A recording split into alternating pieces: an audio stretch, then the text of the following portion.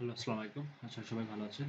আজকে যে বিষয়টা নিয়ে আমরা আলোচনা করব, সেই বিষয়টি হচ্ছে যে PHP ভার্সনটা আমরা কিভাবে আপডেট দেব। এখানে আমাদের রিকমেন্ডেড করতেছে যে PHP ভার্সনটা আপডেট দিতে।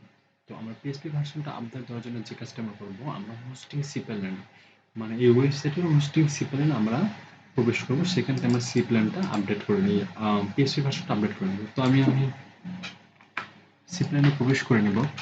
আমি ডোমেনের শেষে লিখব cPanel, আমি cPanelটা লগইন করে নেব।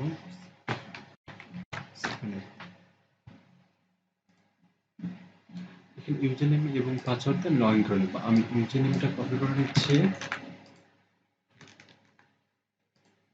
আগে পিছিয়ে যেন পেজ না থাকে এই বিষয়টা একটু খেয়াল করবেন। অ্যান্ড দ্বিতীয় নাম্বার, আমি পাসওয়ার্ডটা দিয়ে লগ ইন করে নিলাম।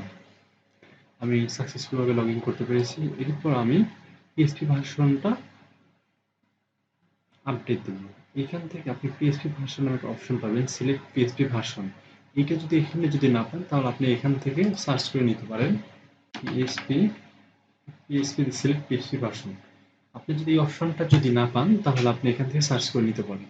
তো আমি এখান থেকে সার্চ করে নিয়ে ওপেন করতেছি। এরপরে যে কাজটি আমাদের করতে হবে, একটু ওয়েট করতে হবে আমাদের। এরপরে যে কাজটি করতে হবে, আমাদের পিএইচপি ভার্সনটা এখান থেকে আমরা আপডেট করব। আপডেট করার জন্য আমরা এইখান থেকে আপডেট আমরা করে দেব 4.7, আপনারা এটা দিবেন। দিয়ে এখানে সেটে কারেন্ট এইখানে ক্লিক দিয়ে দেবেন। একটু ওয়েট করতে হবে। আমরা পিএসপি ভার্সনটা সাকসেসফুল আপডেট দিয়েছি। এইবার আমরা এই ড্যাশবোর্ডে একটি রিলোড দিয়ে দেখব যে আমরা এটা আপডেট করে পারছি কিনা, এটা একটু দেখব।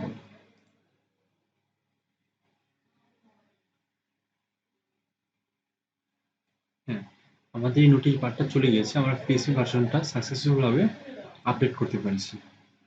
তো সবাই ভালো থাকবেন। নেক্সট কোনো ভিডিও নিয়ে আমরা আলোচনা করব। খোদা হাফেজ।